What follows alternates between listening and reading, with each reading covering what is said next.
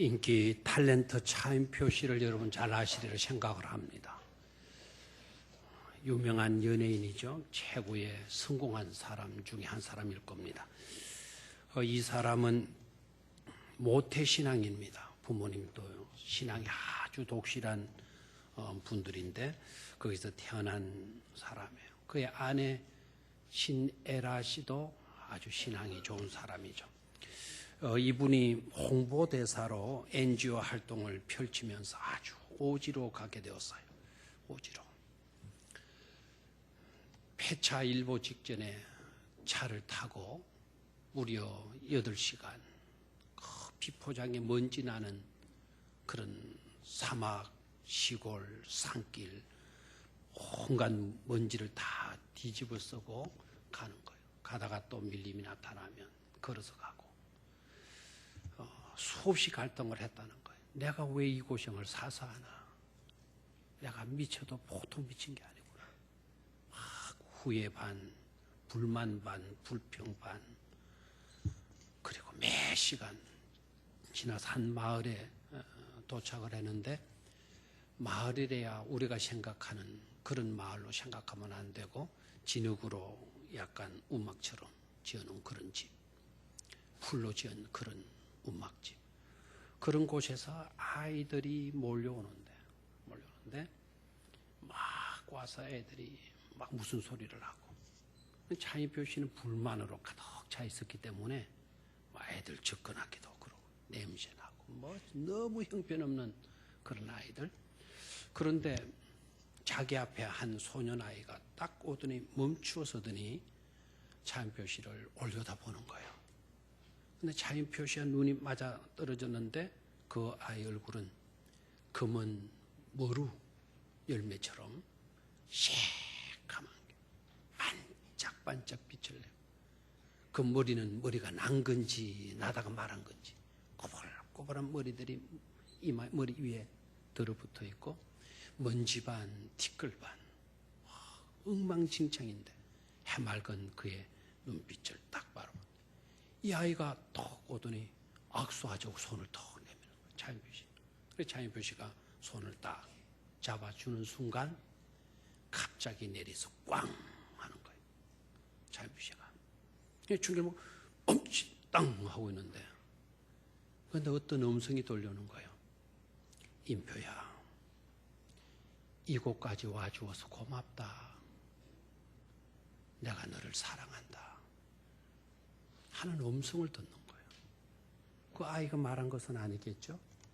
주변에 어떤 그 아이의 부모들이 말한 것도 아닐 거고 인표야, 40년 동안 네가 살아오기 얼마나 힘들었나. 여기까지 와주어서 고맙구나. 차인표 씨는 그것이 하나님의 음성으로 들려진 것으로 확신했어요. 모태 신앙인으로 태어났지만 하나님의 음성을 한 번도 들은 적이 없었는데 성경을 수없이 읽어내려 갔지만 하나님의 말씀인 말씀으로 자기에게 다가온 적이 없었는데 바로 그 순간 자기는 하나님의 음성을 들어놓으라고. 그리고 그때부터는 그 아이들을 대할 때 하나님의 자녀들로 사랑하고 싶고 대하고 싶고 그래서 끌어안아주고 입을 맞춰주고 지금까지도 8명의 아이들을 양아들로 삼아가지고 자기가 낳은 아들이 있고 그리고 거기에다가 8명을 더 자기 아들로 맞아들여서 키우고 있대요. 이곳에 와주어서 고맙다. 정말로 고맙구나. 오늘 이 자리에 나온 여러분들이 하나님께로부터 이곳에 와주어서 참 고맙다. 하나님의 음성을 들으실 수 있는 여러분들이 되시기를 축원합니다. 좌우에 계신 분들도 이렇게 인사 나누십시오. 내 곁에 앉아주셔서 기쁩니다. 이곳에 와주어서 고맙습니다. 그렇게 한번 인사들 나누시기를 바랍니다.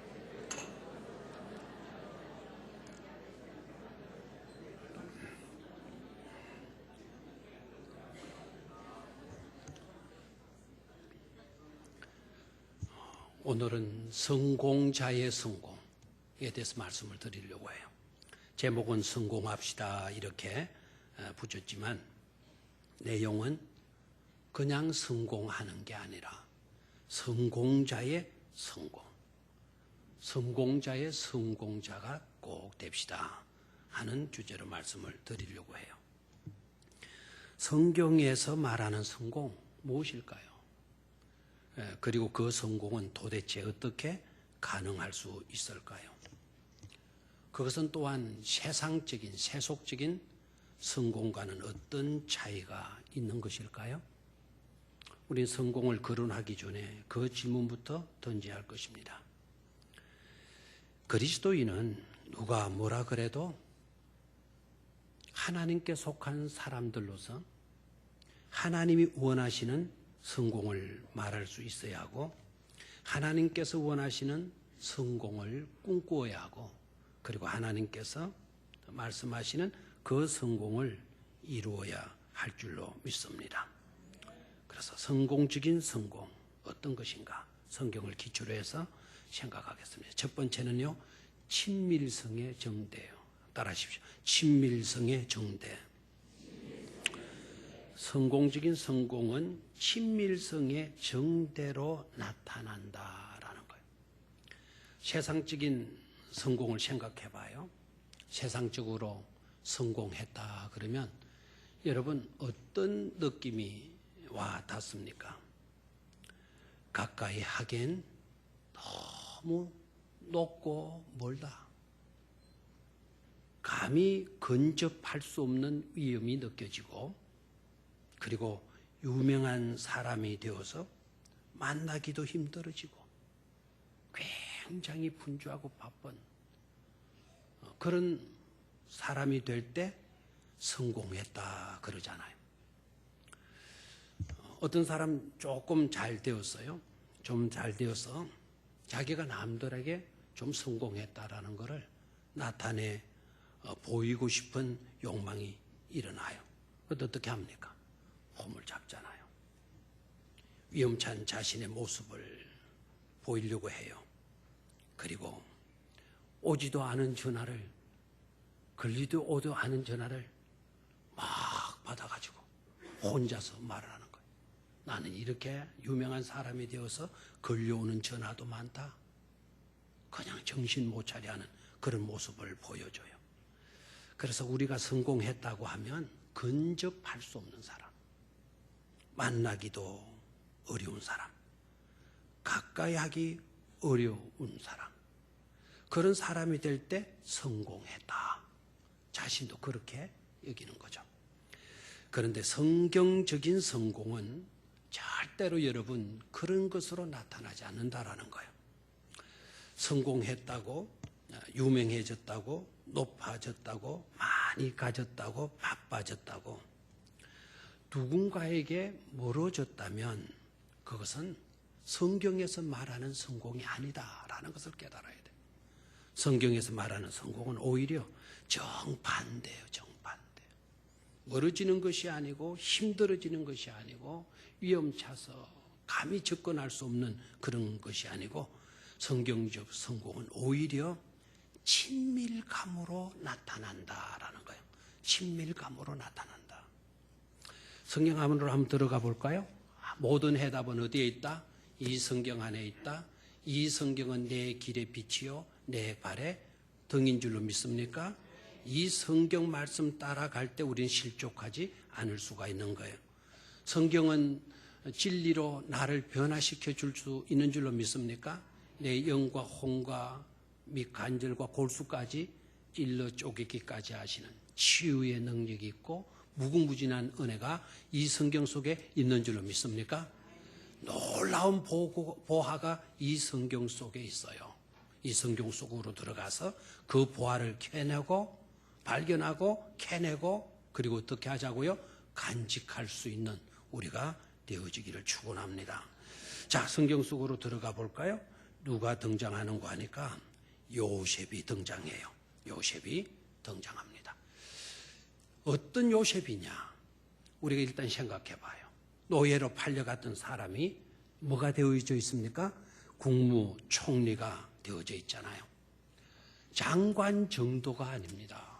도지사 정도가 아닙니다. 지금 국무총리가 되었어요. 노예로 팔려갔던 사람이 노예로 팔려가게 되면 대개 폐인이 되기가 십상이잖아요.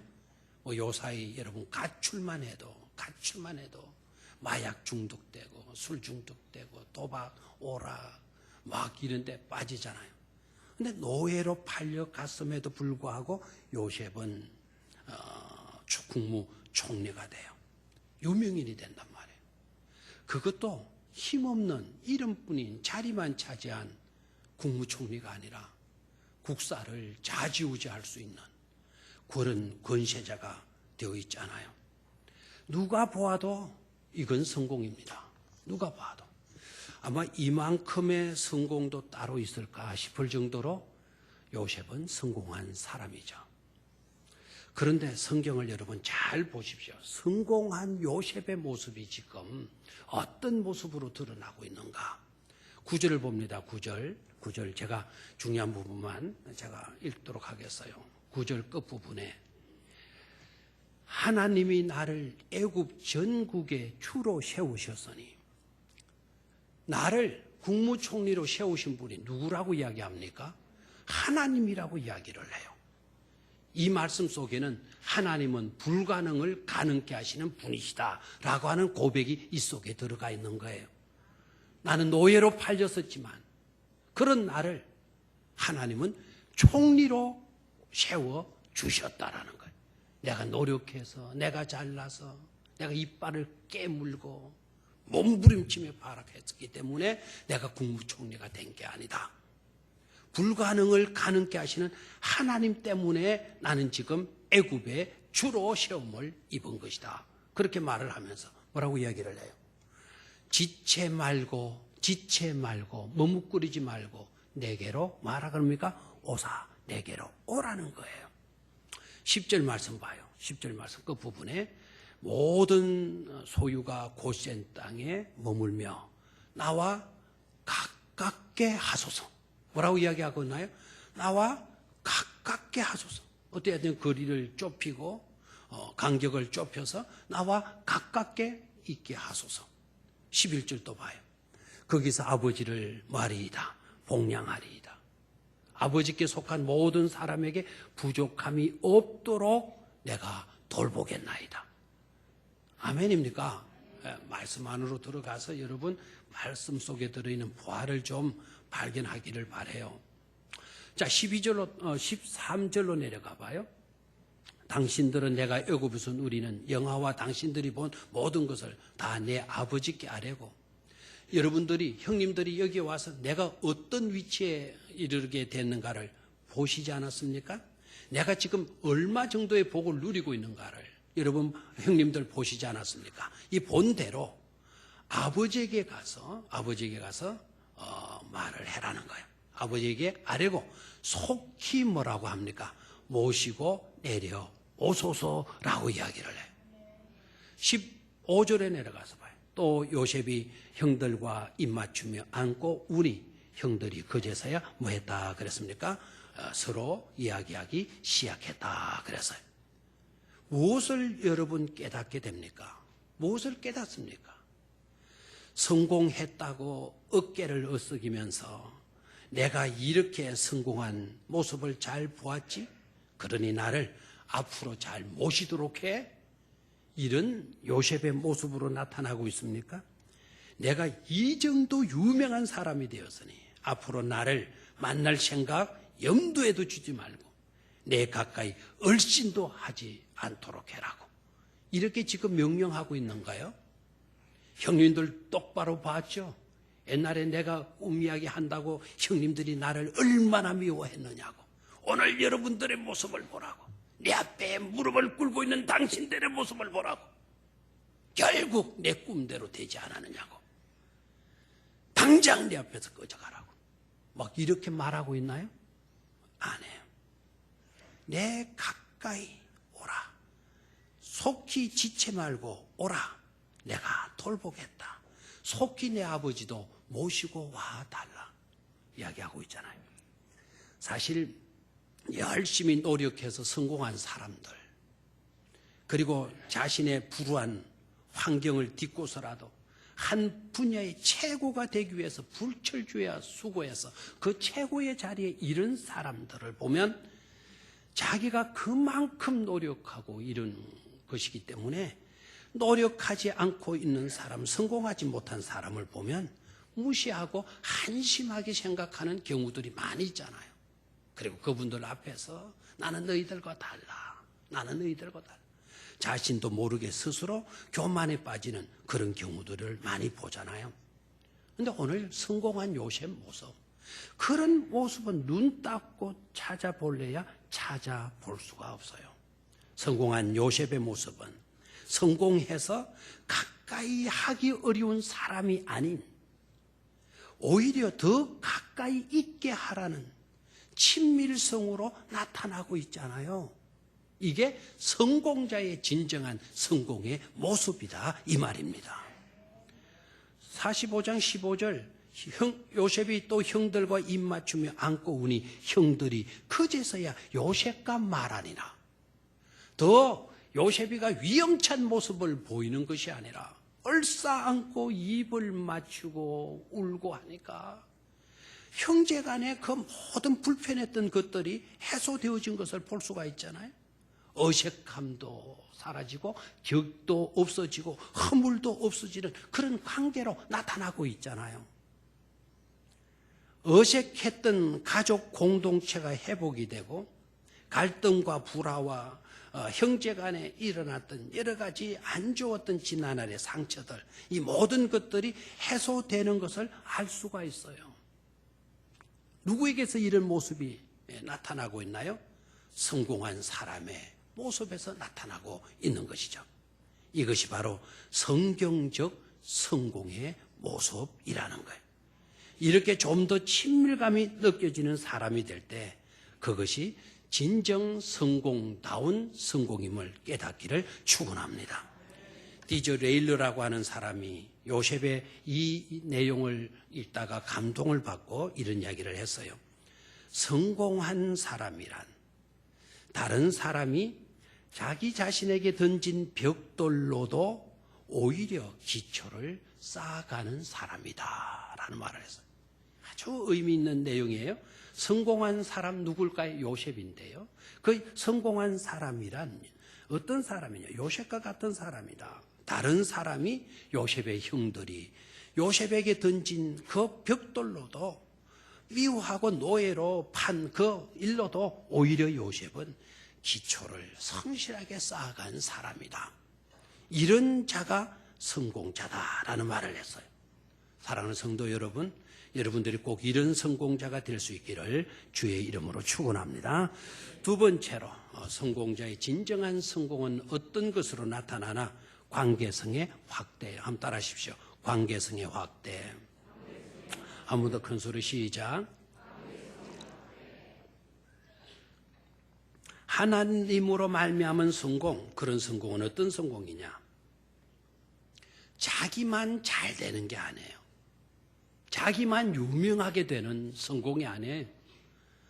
하나님으로 말미암은 성공은 많은 사람을 행복하게 해주는 데 특징이 있어요. 많은 사람을 기쁘게 해주는 데 특징이 있다라는 거예요. 여러분, 누군가에게 감동을 주고 기쁨을 준다면 그 사람 잘된 것 아닙니까? 그 사람 위대한 사람 아닙니까? 관계성의 확대. 성경에서 말하는 성공은 관계성의 확대. 누군가에게 기쁨을 주고 행복을 안겨주는 것으로 드러난다는 거예요. 요셉의 성공이 어떻게 나타나는가? 성경 안에서 우리는 해답을 찾을 수 있어야 돼요. 16절을 눈여겨보시기를 바랍니다. 16절을 같이 읽습니다. 시작.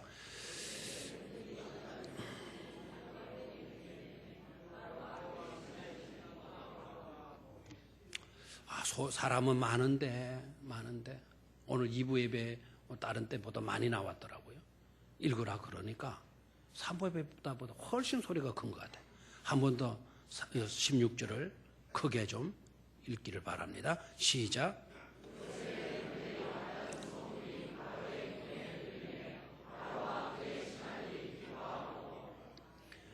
가슴이 뭉클 찡하게 와닿아야 될 말씀이에요. 사실 요셉의 존재 자체가요, 바로의 신하들에게는 어떤 존재로 비춰져야 될까요? 여러분, 이거 쉽게 생각할 문제가 아니에요. 요셉의 존재 자체는요, 바로의 신하들에게는 눈의 가시와 같은 그런 것 아니겠어요? 바로의 신하들, 그 자리를 얼마나 갈망했겠어요. 아마 그 국무총리 되려고 아마 무진장 애를 쓰고 노력했을걸요.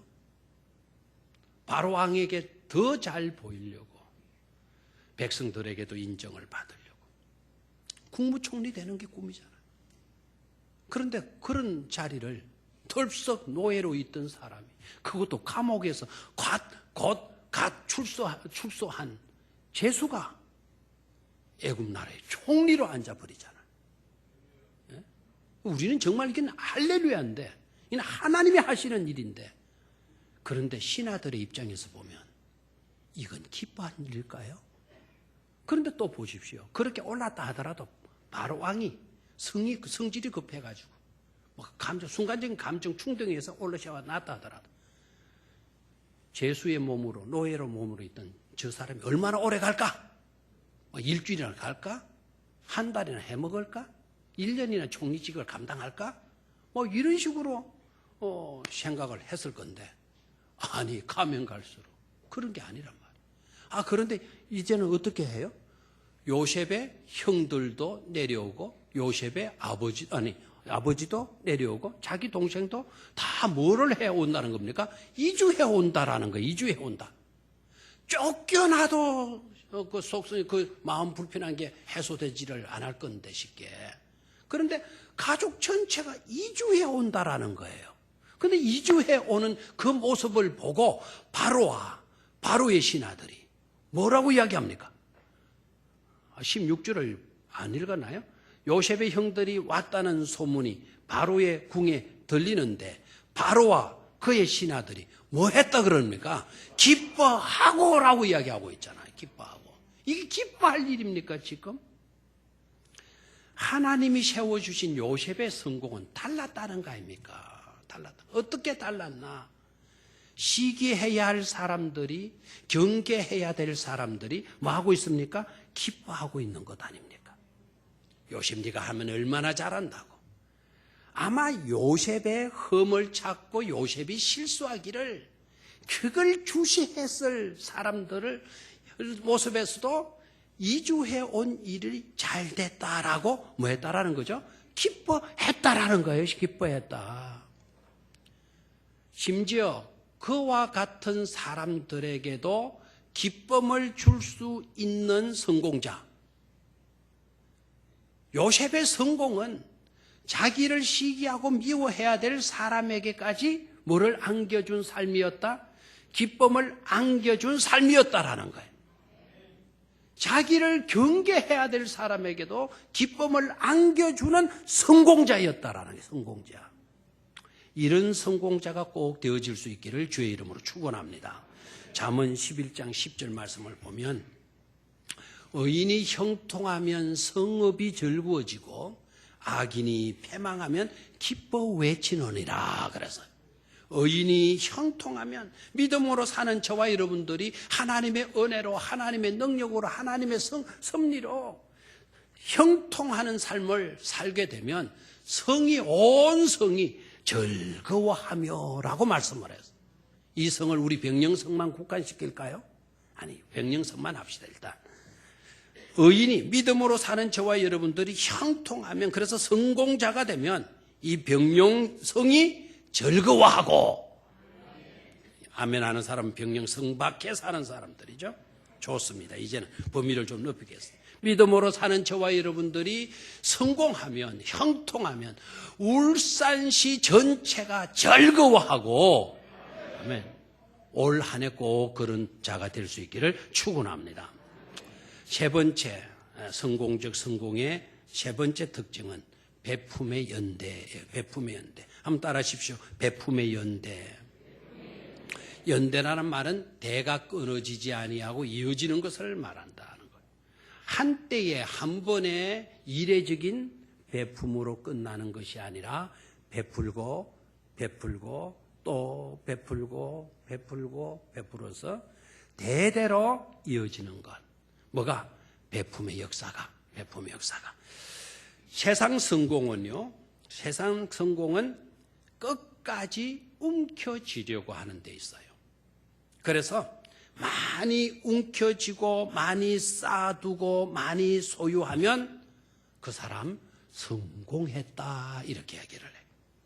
좋은 집을 샀어요. 땅도 많이 샀다 그래요. 그 집 앞을 지나가면서 와이구야 집도 좋으네.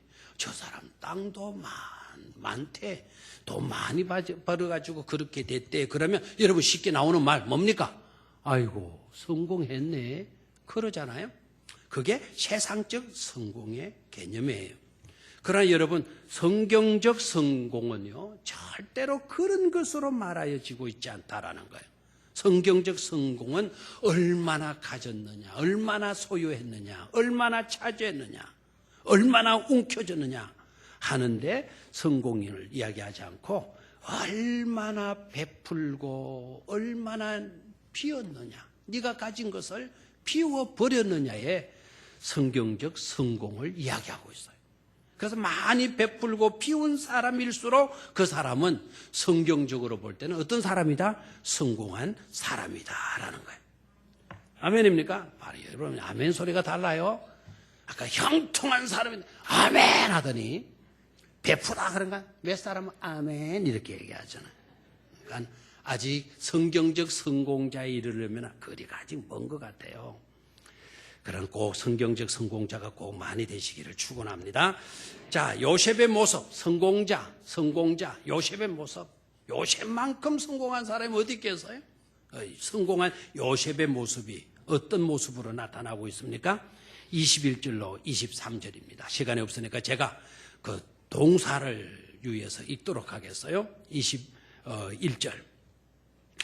요셉이 바로의 명령대로 그들에게 수레를 주고 전 양식을 주며 또 그들에게 다 각각 옷 한 벌씩을 주되 베냐민에게는 은 300개와 은 5벌을 옷 5벌을 주고 23절 그 아버지에게 보내되 수나기 10필에 애굽의 아름다운 물품을 실리고 암나기 10필에는 아버지에게 길에서 드릴 곡식과 떡과 양식을 마구 실리고 예 형들을 돌려보냈다.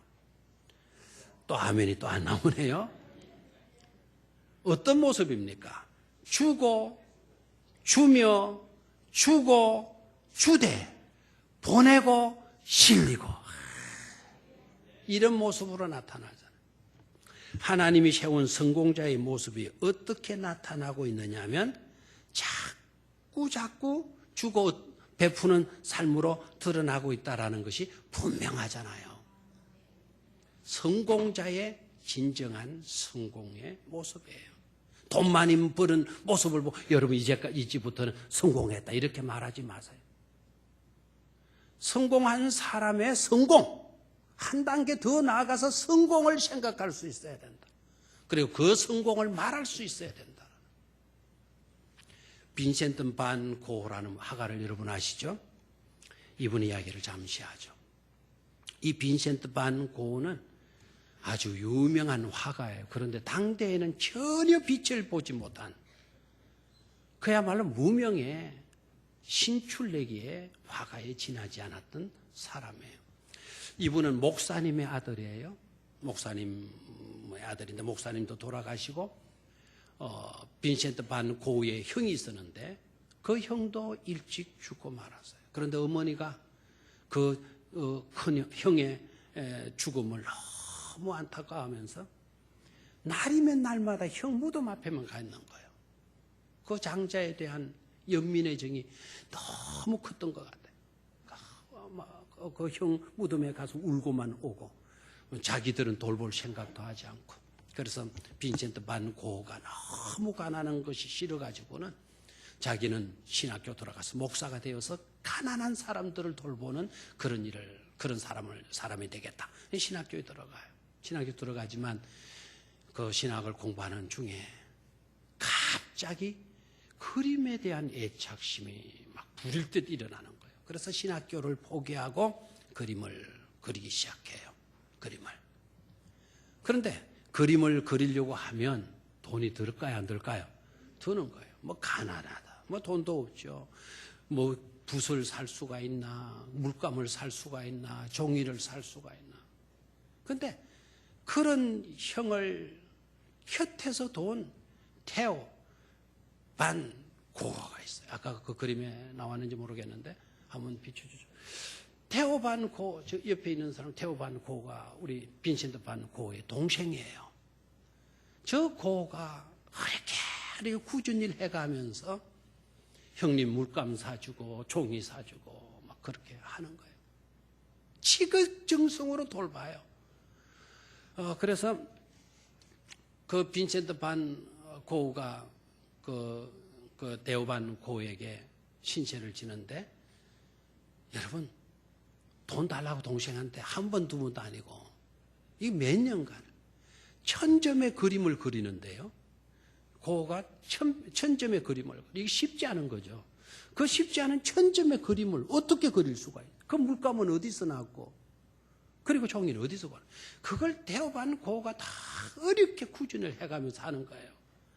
그래서 빈센트 반 고흐가 이런 말을 해요.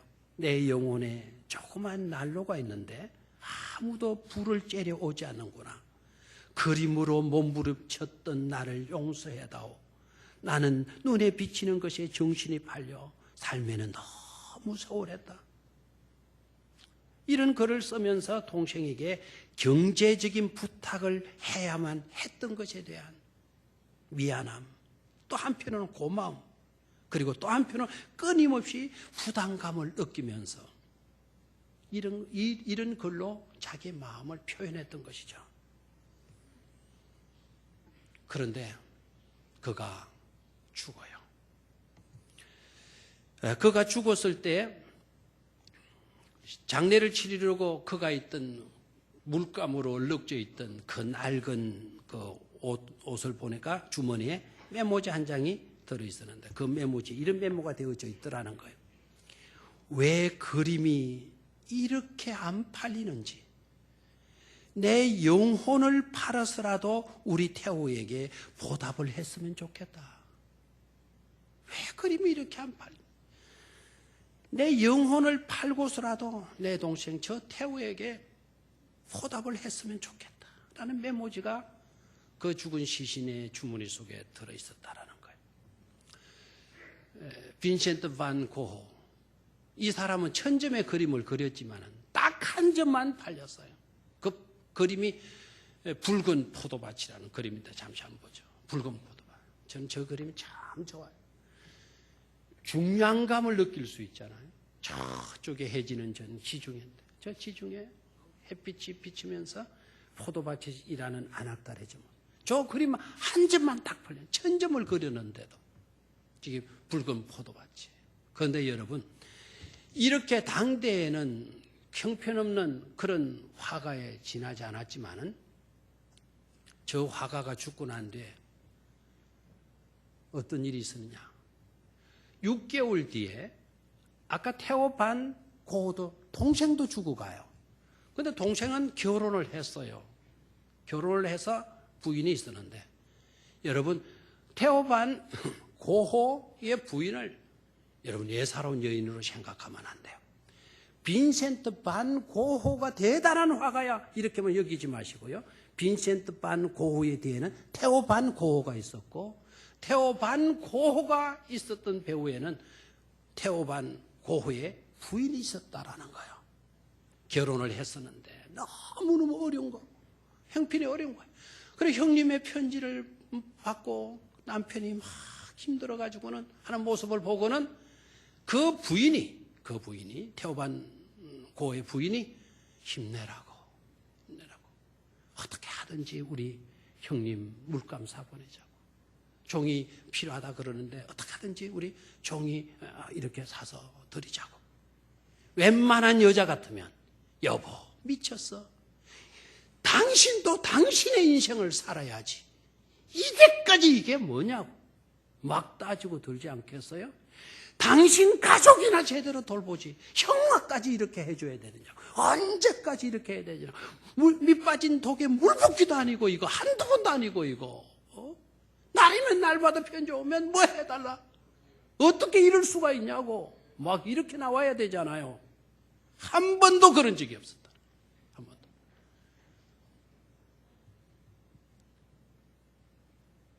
결국 자기 남편을 죽고 장례를 지내는데 남편 죽고 유품을 정리하는 가운데 800통의 편지가 나온 거예요.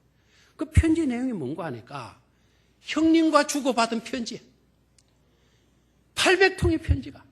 그러니까 이 편지를 읽는 가운데 눈물 범벅이 되지 않고는 이길 수가 없다라는 거예요. 이걸 사람들이 친구들에게 알렸더니 친구들이 큰 편지 읽다가 막 감동받고 고흐의 그림을 새롭게 보기 시작했다.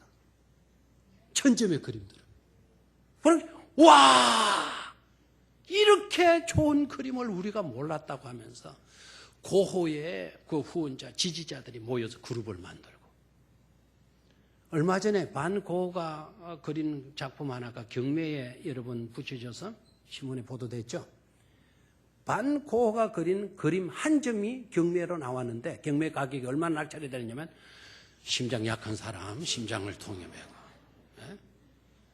65개 낙찰이 돼서 65. 여러분 뭐라 그래야 돼요? 안 팔릴 때 그때 가서 한 3,000원 주고 사놓으라 그랬잖아요. 65. 세계적인 화가가 된 거죠. 세계적인. 왜 이런 이야기를 할까요? 여러분, 누군가를 행복하게 해주는 것. 나는 고생했지만, 나는 힘들었지만, 누군가를 행복하게 해주고, 즐거워해주고, 기쁨을 주는 것. 이게 성공 아닐까요? 내가 노력하고 수고하고 애썼다고, 내가 움켜쥐고, 이 돈을 어떻게 번 돈인데 내가. 왜 그런 데 써야 되는데, 왜 그런 데 줘야 되는데. 성공자가 아닙니다. 부자였다 하더라도 성공자 아닙니다. 친밀감으로 나타나는 성공. 여러분 성공하기를 바라요. 성공하고서는 누군가 멀어지는 여러분이 되지 말고 친밀성으로 드러나는 성공자. 여러분 성공했다 해서 여러분들만 유명해지는 그런 성공 말고 다른 사람들이 감격하고 기뻐할 수 있는 그런 성공자. 그리고 지속적인 배품으로 성공적인 성공일이 꼭 되시기를, 올 한 해 동안 그런 성공인이 되기를 위해서 살아가는 저와 여러분들이 꼭 되시기를 주의 이름으로 축원합니다. 하나님 아버지,